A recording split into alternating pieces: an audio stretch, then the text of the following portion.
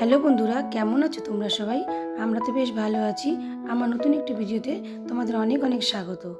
আজ আমি রান্না করব কুমড়ো আলুর নিরামিষ তরকারি, যা রুটি, লুচি, পরোটা সবের সাথেই ভীষণ ভালো লাগে। এমনকি নিরামিষের দিন ডাল ভাতের সাথেও অপূর্ব লাগে। তো চলো দেখে নিই। তো প্রথমেই আমি কুমড়ো আর আলুটা ডুমো ডুমো করে কেটে নিয়েছি।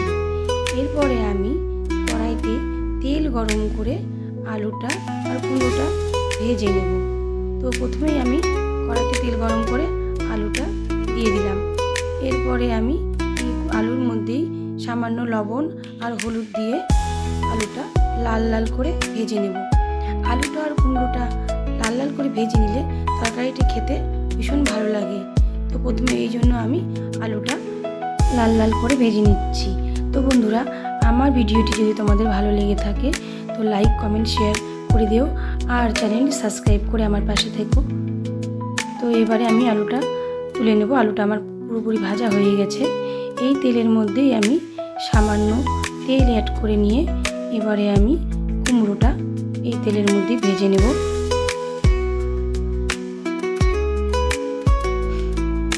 কুমড়োটাও সেমভাবেই আমি আলুর মতোই লাল লাল করে ভেজে তারপরে তুলে নেব।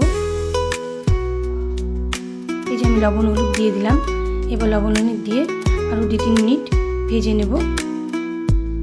কুমড়োটা আমার মোটামুটি ভাজা হয়ে এসেছে। এবারে আমি কুমড়োটা ভেজে কুমড়োটাও তুলে নেব।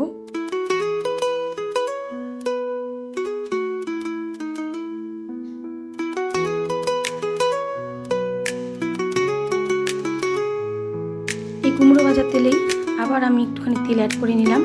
অ্যাড করে এবার আমি ফোড়নে দেব একটা শুকনো লঙ্কা, 2 দারচিনি, 2 তেজপাতা আর একটুখানি জিরেটা ফোড়নে দিয়ে লাল লাল করে ভেজে নেব।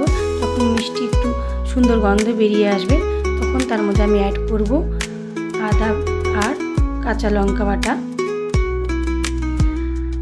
আদা কাঁচা লঙ্কা বাটা দেওয়ার পরে আমি কিছু মশলা তার মধ্যে অ্যাড করে নেব। এর মধ্যে দেব আমি জিরে গুঁড়ো আর একটু শুকনো লঙ্কা গুঁড়ো। এটা দিয়ে কিছুক্ষণ আমি ভেজে নেব। এর মধ্যে আমি দিয়ে দেব হলুদ গুঁড়ো, লঙ্কা গুঁড়ো আর দিয়ে দেব একটা বড় সাইজের টমেটো কুচো। টমেটোটা দিয়ে আমি এবারে আবার কিছুক্ষণ কষিয়ে নেব।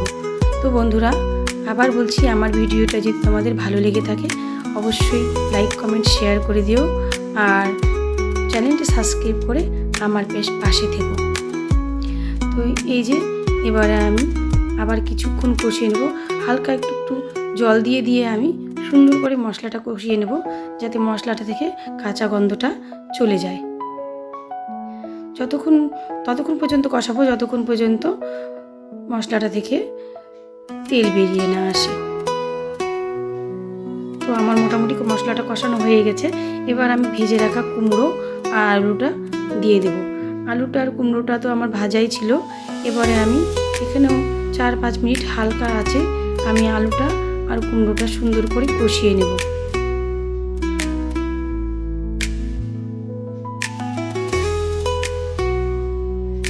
এই যে আমার আলুটা আর কুমড়োটা মোটামুটি কষানো হয়ে এসেছে। আমি এক পাশে গ্যাসে গরম জল বসিয়ে দিয়েছি। আমি কষানো হয়ে গেলে তারপরে এই যে গরম জল অ্যাড করে দিলাম। আমার আলুটা আর কুমড়োটা তো ভাজাই ছিল, তাই আমাকে বেশিক্ষণ আর সেদ্ধ করতে হবে না। জল দিয়ে একটু ঢাকা দিয়ে রাখবো 5 মিনিটের মতো হালকা আছে। তারপরে আমি ঢাকা তুলে দেখে নেব আলুটা আর কুমড়োটা সিদ্ধ হয়েছে কিনা।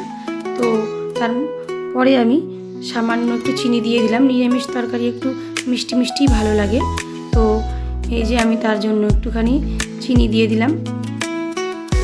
তো আমি দেখে নিলাম আলুটা আর কুমড়োটা মোটামুটি আমার সেদ্ধ হয়ে গেছে, একেবারেই সেদ্ধ হয়ে গেছে।